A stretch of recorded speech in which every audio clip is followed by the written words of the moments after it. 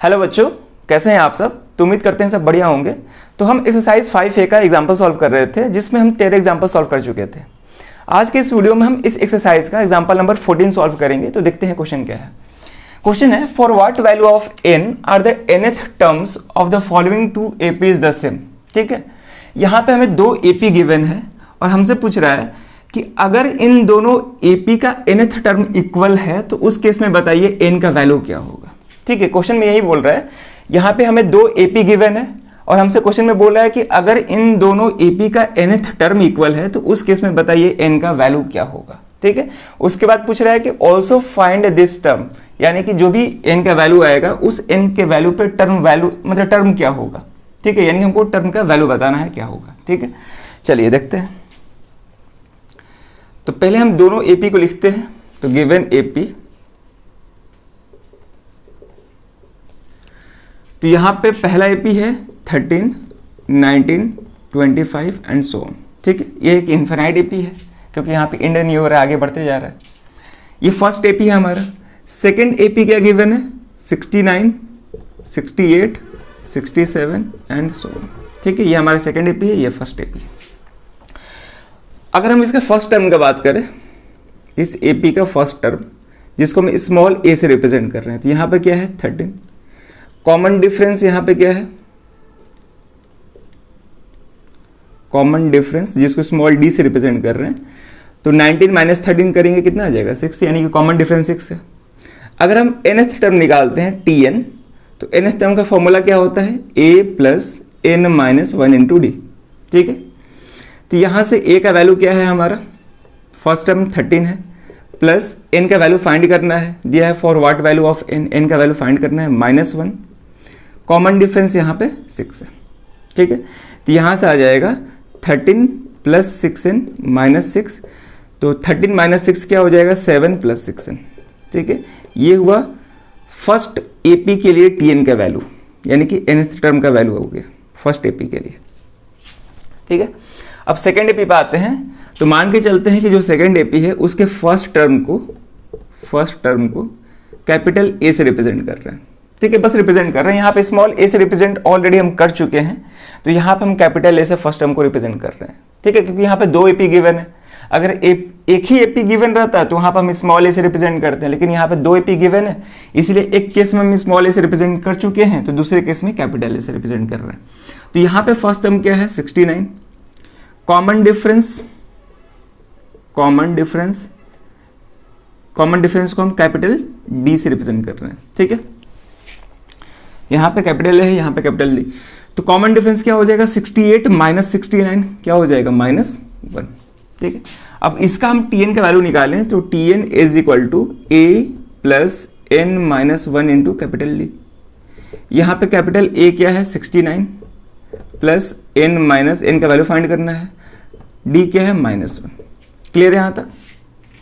अब देखेंगे यहाँ से हो जाएगा 69 -1 दोनों से मल्टीप्लाई होगा तो ये हो जाएगा -n और माइनस इंटू माइनस प्लस 1 हो जाएगा। ठीक है, तो 69 प्लस 1 70 -n। ठीक है, तो यहाँ से Tn का वैल्यू आ रहा है 70 -n। तो यहाँ पे हम दोनों AP का nth टर्म निकाल लिए। अब क्वेश्चन में दे रहा है कि nth टर्म दोनों का सेम है, दोनों AP का जो nth टर्म सेम है, यानी कि इस AP का Tn, अच्छा इसके हम स्मॉल t से रिप्रेजेंट कर रहे हैं। ठीक है ना, इसके nth टर्म को स्मॉल t से रिप्रेजेंट कर रहे हैं और इसके nth टर्म को हम कैपिटल T से रिप्रेजेंट कर रहे हैं। ठीक है, तो यहां से अकॉर्डिंग टू क्वेश्चन गिवन है कि Tn is equal to Tn। ठीक है, इसका nth टर्म इसके nth टर्म के इक्वल है, तो उस केस में बताइए n का वैल्यू क्या होगा। तो यहाँ पे Tn क्या गिवन है, देखेंगे यहाँ पे इसका Tn क्या है 7 plus 6n is equal to, यहाँ पे क्या है 70 -n। ठीक है, तो यहाँ से क्या आ जाएगा 6n, ये इधर आएगा तो plus n is equal to 70, ये उधर जाएगा तो माइनस हो जाएगा ना, ये उधर जाएगा तो माइनस हो जाएगा। तो यहाँ से आ जाएगा 7n is equal to 63, n का वैल्यू 63/7 यानी कितना आ रहा है 9 आ रहा है। तो यहाँ पे n का वैल्यू क्या आ रहा है 9। तो हमसे वही पूछ रहा था कि find the value of n, तो n का वैल्यू 9 आ रहा है, यानी कि जो 9th टर्म होगा दोनों AP का जो 9th टर्म होगा वो इक्वल होगा, उनका वैल्यू क्या होगा इक्वल होगा। अब वो टर्म क्या होगा वो टर्म भी निकाल लेते हैं। तो therefore nth term, sorry nth term नहीं, 9th टर्म निकालना है ना हमें, 9th टर्म हमें फाइंड करना है। तो यहाँ से हो जाएगा Tn इज इक्वल टू, देखिए अगर हमको Tn निकालना है, nth टर्म दोनों का सेम है, तो हम चाहे तो इस फॉर्मूले का यूज़ करके Tn निकाल ले, यानी कि 9th टर्म निकाल ले, या फिर इस फॉर्मूले का यूज़ करके हम 9th टर्म निकाल ले, ठीक है ना, क्योंकि यहाँ पे दोनों का जो 9th टर्म है वो इक्वल है, तो इन दोनों में से किसी एक फॉर्मूला का यूज़ करके हम 9th टर्म निकाल सकते हैं। या फिर आप चाहो तो जो जनरल टर्म फॉर्मूला है a plus n minus 1 into D, इसका भी यूज़ करके आप निकाल सकते हो, ठीक है। इसमें कोई भी दोनों में से किसी भी एक एपी का आप फर्स्ट टर्म रखेंगे और कॉमन डिफरेंस रखेंगे तो यहाँ पे 9th टर्म आ जाएगा, ठीक है। तो हम इस फॉर्मूला का यूज़ करके निकाल रहे हैं, तो यहाँ से आ जाएगा T9, n के जगह पे क्या पुट करेंगे 9, तो 70 माइनस 9 जो कि क्या आ रहा है 61। तो इन दोनों का जो 9th टर्म होगा वो क्या होगा 61 होगा, दोनों में सेम है ना, तो यहाँ भी 61 होगा, यहाँ भी क्या होगा 61 होगा। क्लियर है। आप यहाँ भी n का वैल्यू 9 पुट करेंगे तो वहाँ से भी क्या आएगा 61 ही आएगा, चेक कर सकते हैं आप।